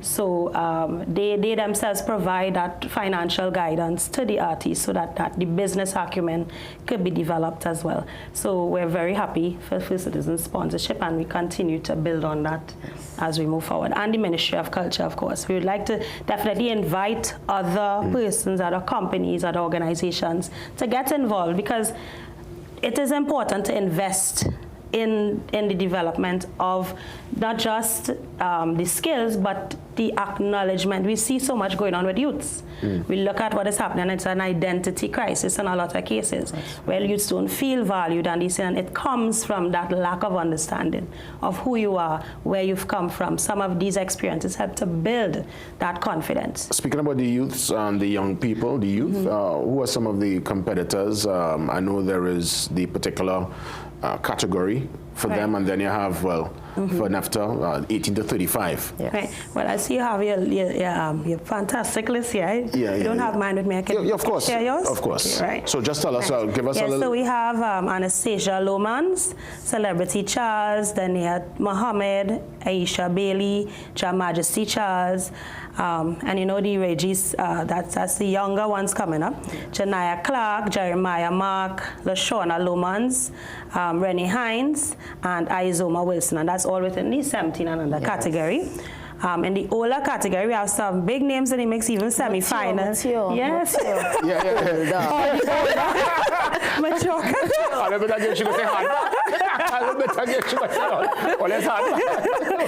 We have Aaron Sinnett, we have Omari Asun, we have Clarissa Gill, we have some new ones too. Carice Pascal, Carissa Hines, Kyle Cowie, and Janella Duncan Regis, Nahila Kojo, NEFTA. That's right. Nicholas Lucas, and Patrice Richardson. Fantastic. Yeah. Where can we get tickets? Where can we, what timing is starting? Yes, so we start at 5 p.m. And it's at the Government Campus Plaza this Sunday. Please get the tickets are reasonable. It's just $150. You can also pay via the bank account as well, so you can get the information. On Facebook, you could like the NACC Family Facebook page, and you could get all of the information there, and you could also visit us at 40 Duke Street, right next to All Stars, Port of Spain. Nahila? Yes. Yes, any closing remarks? Any closing remarks? Long live our Calypso, long live our art form. Yes. And we hope to see everyone come out and support this initiative. You're in position already? What number you're singing? Oh yes, I'm in position. Good number 7, number 7. Yeah, that's a sweet number right there. Yes. Nice. Well, again, congrats in advance. I know it's going to be a great success on Sunday. We take that pause. We come back to wrap things up. More conversation before we officially close. So, see you soon.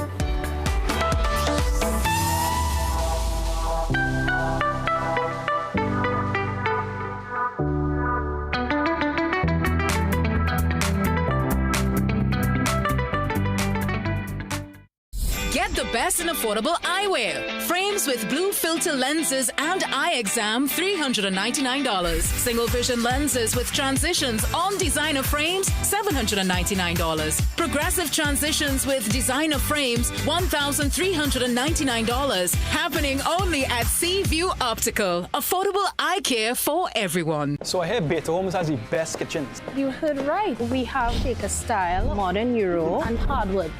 I like this one. Can I test it right here, right now? Sure, but how are you gonna do that? All right, you all, come inside. Are you ready? Time to live!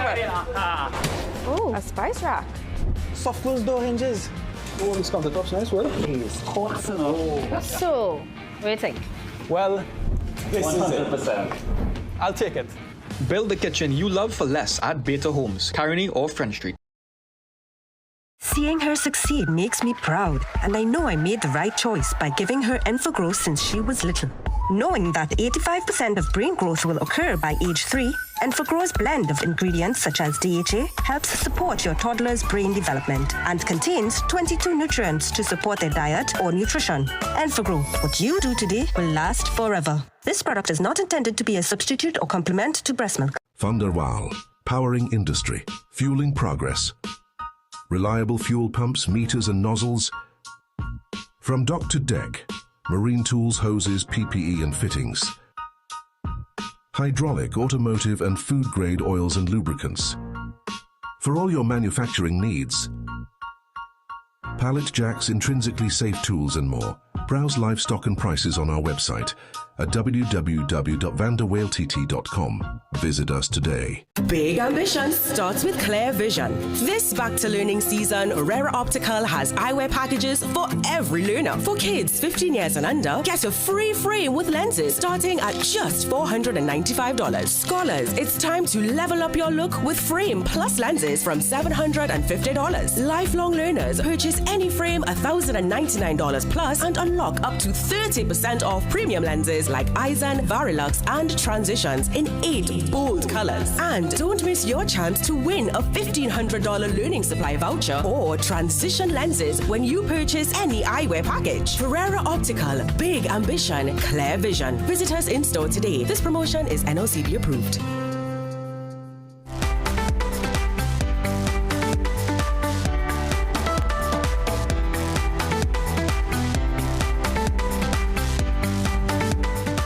Dr. Catherine Minto Bain is here with me. When she walked in the studio, I nearly didn't make out the dog. She's not in her scrubs today. It's her day off. all fashionable and stuff. Even in your scrubs, though, I must say, Doc, even in your scrubs. Great to have you. It's been quite a while. I'm glad that we're getting to dive back into our IVF conversation. Yeah, lovely to be here this morning. Thank you. That's right. Let's, again, just go through IVF and safety concerns and some of the more asked questions and the answers to those questions. Yeah, so people ask a lot about IVF, and it's IVF, let's just remind people, IVF is a treatment where basically you need an egg from the woman and a sperm from the guy, and IVF is getting them together outside of the body in the lab, and that's what in vitro fertilization is. And people think, well, look, you're doing a lot of things there, you're in the lab, how do I know it's safe? And that's a really good question, and it is safe. It's been around since the 1970s. First IVF baby was born in the UK, where I was from originally. And we know now it's very safe for the mom. The pregnancies are just as normal as any other pregnancy. And it's very safe for the baby as well. Babies born through IVF, there have been millions around the world now. Nice and safe, nice and normal. And of course, we're getting to recognize that, yes, the conversation is for both couples, really. It's not just, you know, a woman-centric conversation. Also the men, from what I've learned having conversations with you, there are certain concerns that you're able to address and to treat with. Yeah, so IVF, everyone thinks infertility, it must be a woman's problem, and for a little under half the time it is a woman's problem. There's something in the woman's body and the eggs and sperm just aren't getting together inside the body. But then for over half of the time it's actually a problem with the guy, and the sperm aren't able to get to the egg or get inside the egg. And actually, so IVF can be a treatment for guys. It can help a sperm by putting the sperm into the egg, and that's a beautiful add-on treatment for IVF. We call it ICSI, into the cell sperm injection. So IVF treatments are as much, if not more, maybe actually for men's infertility than for female problems. Compared to other treatments for, you know, couples will, you know, I'm sure there are various options. You know, we are in a very interesting time, technological time and medical advancement. We've seen it over the years. Is IVF one of the more, when we consider the success rate, one of the better options? It definitely is. It controls more of human fertilization. So yeah, it bypasses the woman's tubes. That's really important if they're not working, and it gets the eggs out of her body. And then if there are any issues at all with the sperm, it's going to bypass those issues and it can get a sperm into the egg. So yeah, so success rates with IVF are going to be probably the highest if you look at your range of options for fertility treatments. Not for everyone though. Sometimes you're going to get pregnant with a simple treatment like insemination, and if we had a glass ball and we knew who was going to get pregnant with which treatment, we could pick the most appropriate treatment. What we do is we use all the tests we have to try and figure out for you which one is going to work. And then you have to be really honest. You have to have a really good fertility doctor who is guaranteeing you that they're going to be honest with you and say, okay, well, IVF will cost you about this, success rate around this level, and these are the other treatments you can consider. So we go through that. We do success rate predictions a lot, and people need that. You know, people hear IVF, and again, this is just through conversations. Since we have been having these conversations when I'm in a nice lime hanging out with friends, we actually, you know, I bring up certain little pointers that you would raise on the show. And there is this perception that IVF, people feel they have to almost call on the IMF. They think of the money factor, and they're thinking it's beyond them financially. What's the reality when we consider the finances and IVF?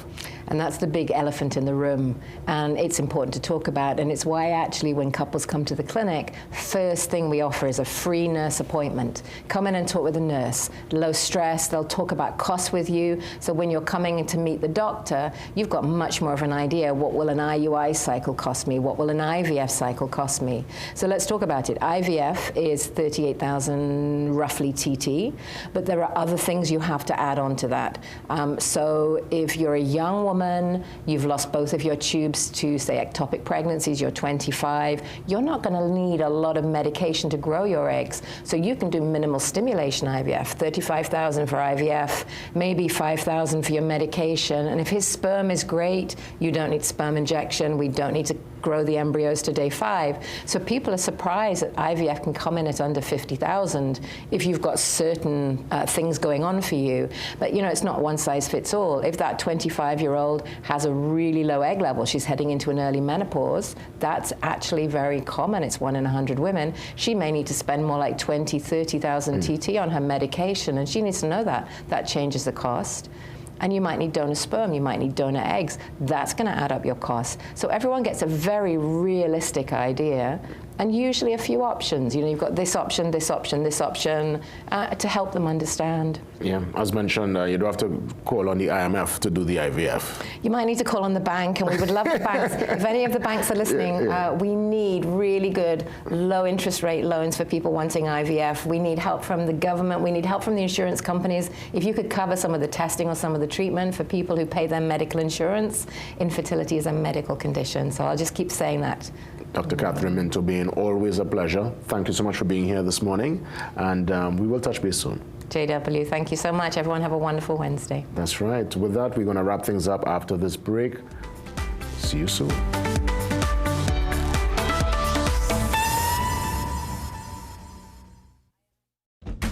What if your best hair day was every day? Elvive Hyaluron Plus Plump with hyaluronic acid.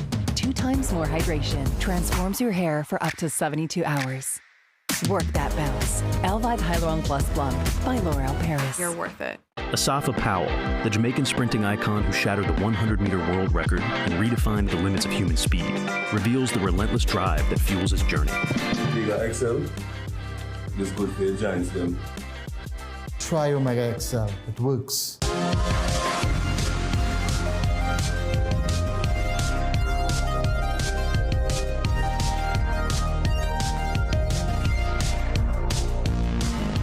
There's something here for everyone, from baby to adulthood. Anything you need, it is right here at Food Basket Super 99. Food Basket Super 99, affordable and trendy. Food Basket Super 99 Arima, where fashion meets affordability.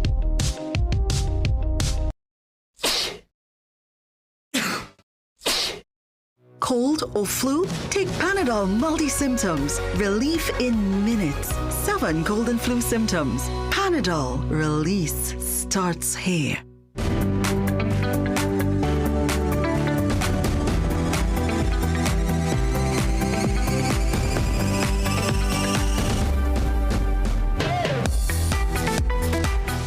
Hey, welcome back. It's time to pull the curtains down. So, of course, Friday, we'll be here for just an hour from 6 to 7 with our Emancipation Day, African Emancipation Day special.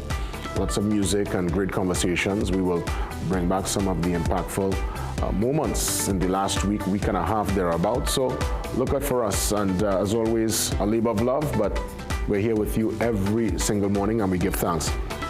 Have yourselves a great day, a safe day, TNT, and of course, as always, a sincere thanks for tuning in. Right here on CNC3 for the Morning Brew.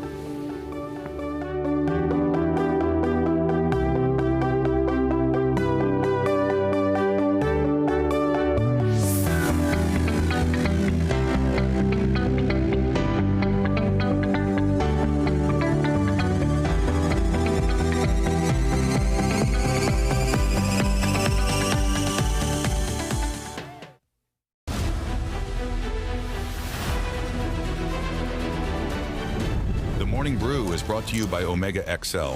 Live long, stay strong.